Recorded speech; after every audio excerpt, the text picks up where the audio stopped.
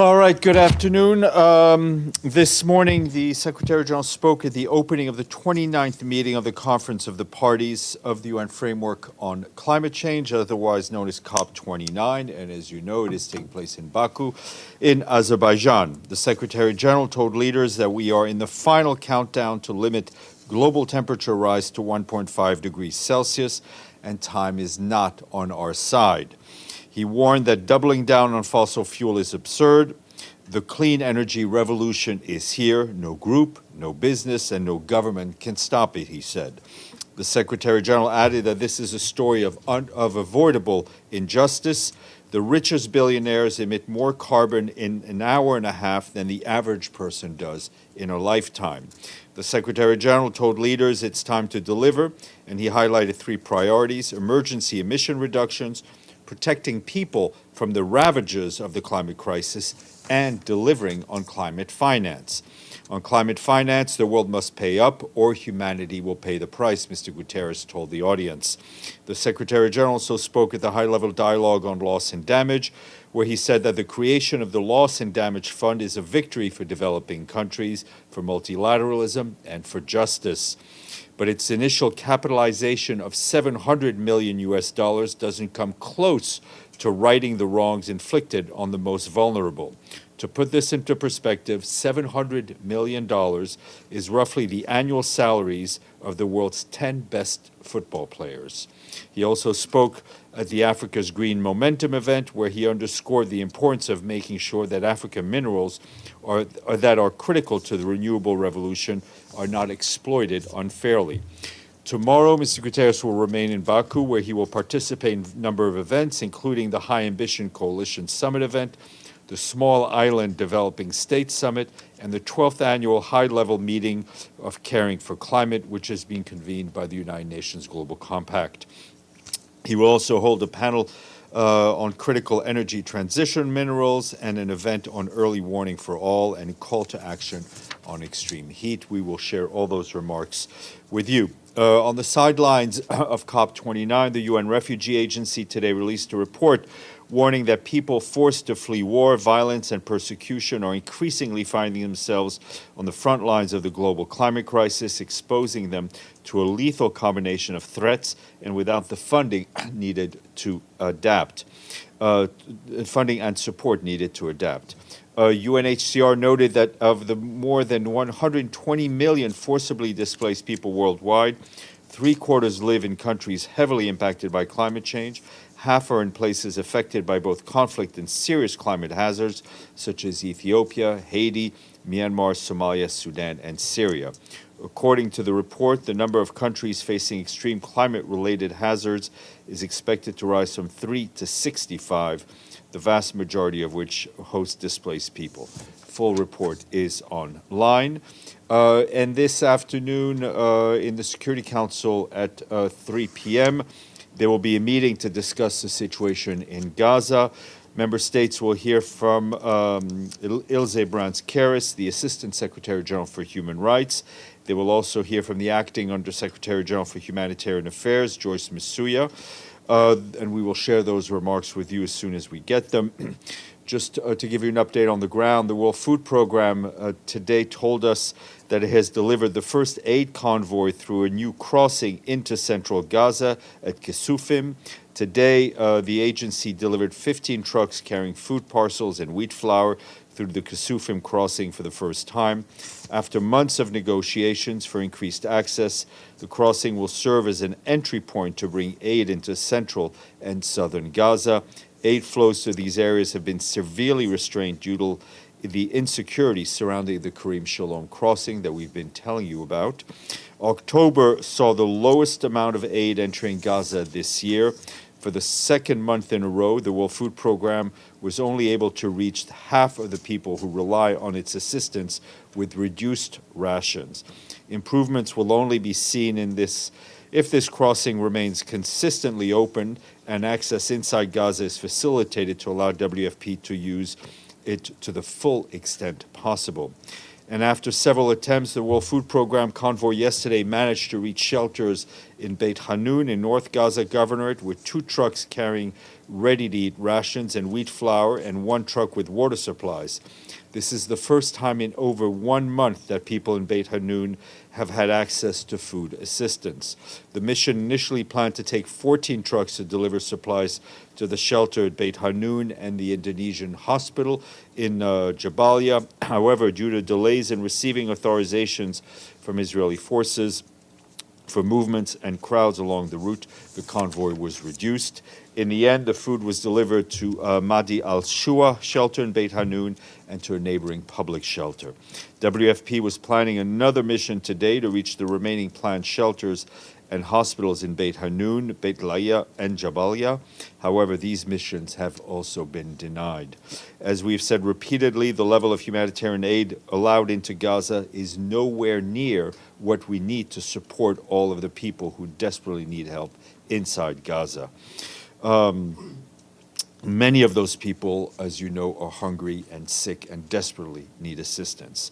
We continue to call for the immediate opening of more land routes into Gaza and for the lifting of administrative and physical restrictions within Gaza to efficiently reach the most vulnerable people in and areas. Meanwhile, OCHA reports that our humanitarian partners are warning that the drastic reduction of commercial trucks entering Gaza has not only driven up commodity prices and threatened market stability, it has also worsened the nutritional status of vulnerable children and women who for months have faced severely limited access to adequate food, to adequate water, and adequate hygiene.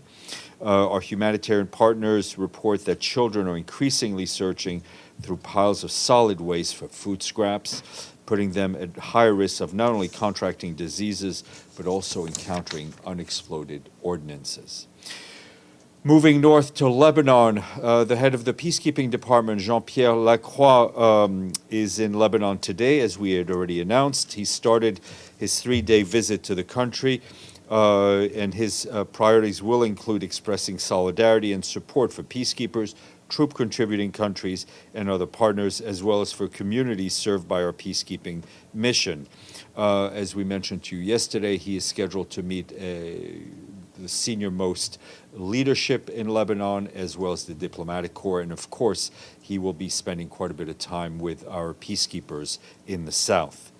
Also today, the UN Special Coordinator for Lebanon, Janine Hennis-Plasschaert, met with Lebanon's Foreign Minister, Abdallah Abu Habib, ahead of next week's Security Council Security Council meeting on the implementation, or lack thereof, of Resolution 1701. On the ground, we remain, of course, gravely concerned by the continued exchange of fire between the IDF and Hezbollah. We continue to call for a de-escalation and a ceasefire. The impact on civilians is very much of concern to us, and we condemn all loss of civilians' lives.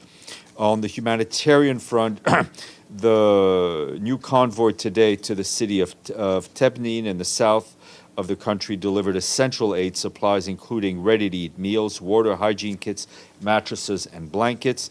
Our humanitarian coordinator for Lebanon, Imran Riza, stated yesterday that the current picture of life in the country remains grim, calling for the violence to stop and the protection of civilian infrastructure. The UN Population Fund, for its part, is also warning that with winter approaching, pregnant women and new mothers in shelters face increasing anxiety due to the lack of hot water, winter clothing, and basic items for newborns. While protection concerns for women and girls in crowded shelter grows, UNICEF reports that 300,000 people in the country are in urgent need of nutrition support. We and our partners, however, are continuing to scale up as much as we can. UNHCR said that since September of 2024, it has distributed relief items, including blankets, mattresses, and other items, to over 150,000 men, women, and children that have been displaced across Lebanon. UNHCR is also supporting ongoing preparations for the winter and the accompanying cold weather. For its part, UNICEF has also distributed around 20 million liters of trucked water for domestic use to around 54,000 people who've had to take refuge in various shelters in Lebanon.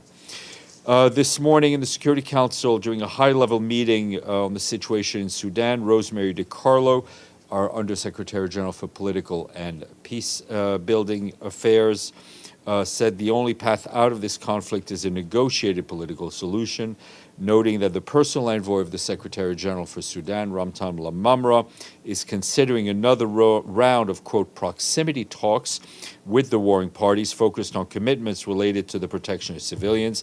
In the coming weeks, we expect him to travel to Sudan and other locations in the region.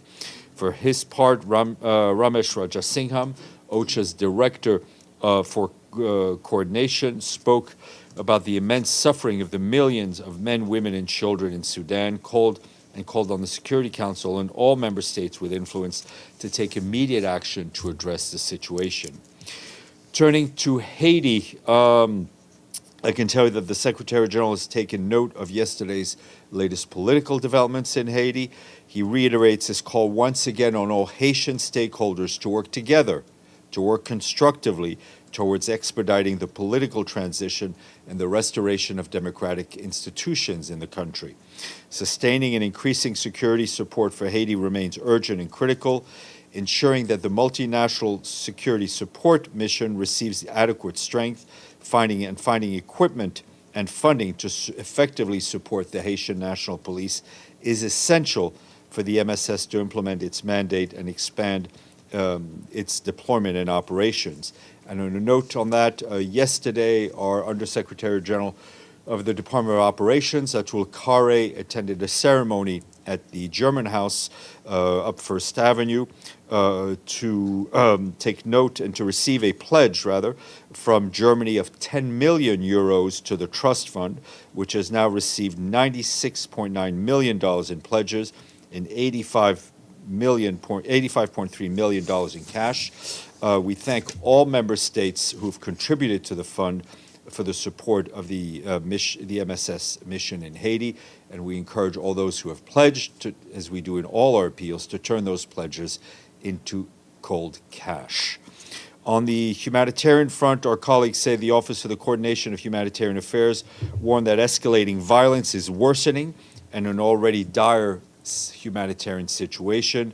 Armed groups took to the streets of Port-au-Prince yesterday with at least 20 armed clashes reported and several roadblocks erected, limiting movement across the city. That's what our partners are telling us, and you can imagine the impact that has on our own humanitarian operations, not to mention the lives of the civilians in Port-au-Prince. And you will have seen, following the fact that a Spirit Airlines aircraft was shot at on final approach at the airport in Port-au-Prince yesterday. The airport has now been closed until November 18th. As a result, all United Nations flights have been suspended, obviously limiting the flow of humanitarian aid and humanitarian personnel into the country. The movement of 20 trucks of critical food and medical supplies to the south was also postponed. The seaport remains open from the sea, but road access to the port is currently not possible. Our partners report that all schools in Port-au-Prince have been closed. Additionally, operations providing cash assistance to 1,000 people in Carrefour area had to be canceled because of the ongoing violence. We are doing all we can to ensure the continuation of operations amidst this challenging environment, including shifting UN flights to a second airport in the north of the country in Cape Haitian. We call for an end to the escalating violence and to allow for the safe, sustained, and unimpeded humanitarian access, as well as for the protection of civilians. Turning to Ukraine, the Office of the Coordination of Humanitarian Affairs says that the city of Krikvi in Dnipro region, in the center of the country, sustained attacks last night. Authorities are telling us that the attack killed and injured civilians, including children. Humanitarian workers are on the ground to try to provide support. Authorities have also reported attacks in the Donetsk region that damaged a dam in the city of Kurakov, which is very close to the front lines. Yesterday, while evacuating civilians in the Donetsk region, a humanitarian organization's vehicle was significantly damaged in an attack. Thank God no evacuees or aid workers were hurt. Our humanitarian colleagues also note that as hostilities intensify in the frontline areas, authorities have announced additional mandatory civilian evacuations in the Kharkiv region. Some 1,200 people have been displaced from Donetsk and Kharkiv oblasts over the past 4 days.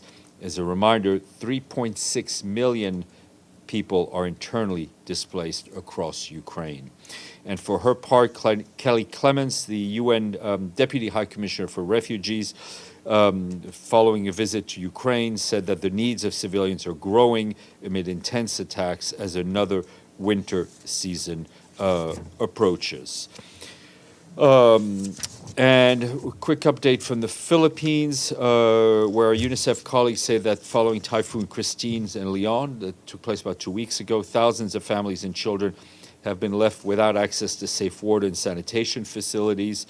20 million school children have also had their classes disrupted.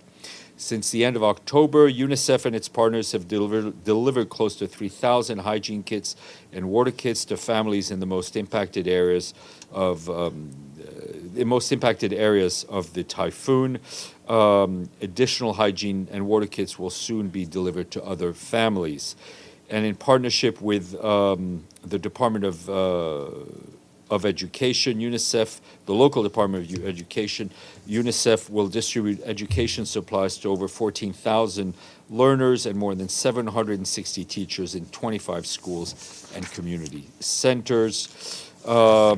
And tomorrow at 1:15, there will be a briefing here by our friend Philippe Lazzarini, the Commissioner General of UNRWA, who's here in person. And after you're done with me, Sharon Birch will be eager to answer your questions. Edie.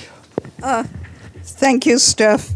A couple of follow-ups. First, on Sudan, you said Rosemary DiCarlo mentioned the possibility of another round of proximity talks and that Mr. Lamamra was going to be traveling in the coming weeks. Is there any estimate of when those proximity talks might start? Are we talking about possibly later this year or more likely early next year?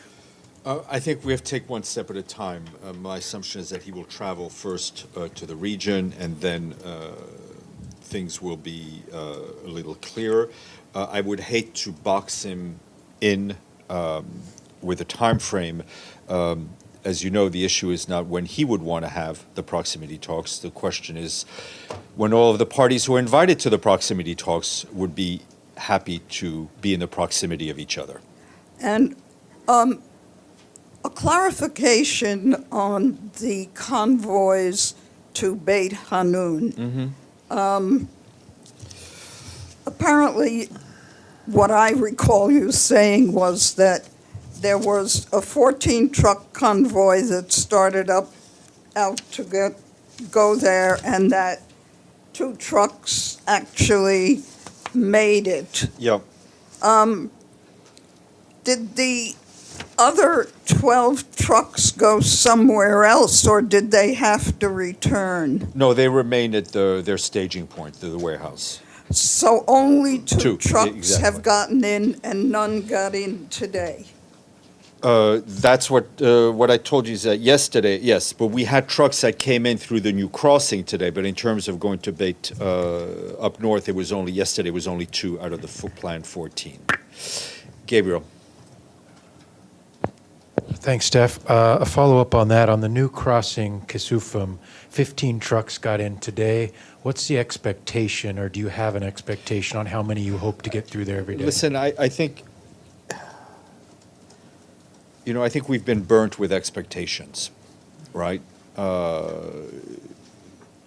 We want all of the access points to be fully open. We want to have the volume of aid going in that it matches the needs. Right now, that's not the case. So I can only speak about what we would like to see. Okay, on Haiti, clearly things are spiraling out of control the last 24 to 36 hours. What's the SG's thinking when it comes to the viability of the MSS? Look, the viability of the MSS is linked to the level of funding of the force, to the equipment that's given, Right now, we're seeing increased funding, and we're very thankful for the German pledge yesterday, but we need more equipment. It needs more support. I mean, the Kenyans and others have put their people forward. We hope that others will help fund that effort, not only in cash, but also with equipment for the force and for the police. Maggie, then Pam, then Benno, then Deji. Hi, Steph. About eight aid agencies have given Israel a failing grade on improving its aid to Gaza per these U.S. demands that hit their deadline today. I want to know, what grade would the UN give Israel? Look, we're not a grading agency. Our colleagues are a humanitarian agency. I think from what we've been telling you over the last few days, and frankly much longer, it's pretty clear that we're nowhere near what we need. Okay. And then also on Sudan, the Sudanese ambassador gave a list of what he said were violations at the Adre crossing point during the Security Council meeting. He said 151 aid trucks moved from El Geneina under RSF protection. He said 30 carried anti-aircraft and advanced weapons. Other trucks had heavy artillery and ammunition. What is the UN's response? I'm not. Do you have a response? My response is I can tell you that no aid trucks from the World Food Program or any other UN agencies carries weapons. It carries food, and we need more trucks to go in. And just one more, Yeah. if you don't mind, sorry. There's a new law being considered in the Iraqi parliament that would allow girls as young as 9 to marry. It's been criticized by women's rights activists as legalizing child rape. Is the Secretary General aware of it? Yeah, we're very much aware. He's following the ongoing debate closely. He calls on all stakeholders to ensure that any reform of the personal status law promotes equality and guarantees special protection for women and children in accordance with Iraq's applicable international human rights obligations and other human rights standards, while recognizing Iraq's progress in advancing women's and children's rights. It's very important that there be an open and inclusive consultation, including stakeholders, state institutions, political parties, civil organizations, notably women's organizations. I think our Deputy Secretary General Amina Mohammed, I think, put it a little less diplomatically, I think, in a tweet today, but I think in very powerful and exact language when she said, girls are not spouses, they are children who deserve their rights to grow up with protection and dignity. Pam, Benno, Deji, and then... Thanks, Steph. The Secretary General had a very powerful speech today at COP29 and warning of all the dangers that we're seeing in climate. How worried are you that a second Trump administration will pull the United States out of the accord, which Trump did in 2016, and what would be the impact if that happens? Look, I think what is clear from what the Secretary General has been saying is that climate change is hitting every economy in the world, and it's in the interest of every economy to boost climate action. And the Secretary General has, confidence in the dynamism and innovation of the American economy and its capacity to read the signs of the times. And I think that, for us, the Paris Agreement, signed in 2015 is a resilient agreement, and it's a very important multilateral framework. And any pre-planning, getting some money in it from the United States before January? I think member states will take whatever actions they are going to take. Benno, then Deji. Thank you, Steph. The president of COP29, Azerbaijan President Aliyev, has told the UN Climate Conference that oil and gas is a gift of God. Do you have any reaction to that? I think, listen, we're not here to provide color commentary. It's up to you to do Color commentary? a compare and contrast with what the Secretary General said, and I will leave it at that. Okay, and a different topic. I hope that I didn't miss something before, but did the Secretary General speak with President-elect Trump since November 6th? No, he has not. Did the Secretary General speak with the designated new American ambassador, Stéphane? No, he has not. Did the Secretary General request a conversation with one of these? There are contacts. Contacts are being established. When I have something to share with you, I shall. Deji. Yeah, two things. First, in September, the UN High Commissioner for Human Rights, Mr. Volker Turk, when talking about the pagers attack in Lebanon, he said that it's against international law and to the extent applicable international humanitarian law, and also called for independent, thorough, and transparent investigation. I think that would be backed that time by Secretary General, right? Now we have the latest report that Prime Minister Netanyahu of Israel has already acknowledged that he's behind it. So how would this investigation go? And can we hold anybody who's behind this attack accountable? I think, listen, accountability sadly sometimes takes quite a long time, but accountability is always needed. Adla. No, sorry. sorry, I haven't finished. Second, actually, just ask for an update because I think it's during your absence. I asked Farhan this. I said, if you search UN news, now I tried UN and United Nations in Google. The result returned. The first one is an advertisement paid by I'm Israeli aware. government. I'm aware. Has UN taken any actions on this, or and what do you think of? What do you take of this? It's been several weeks already. I think social media companies have It's a not response. social media, it's search okay. engine. Sorry. I'm Go not ahead. done. Okay. Okay.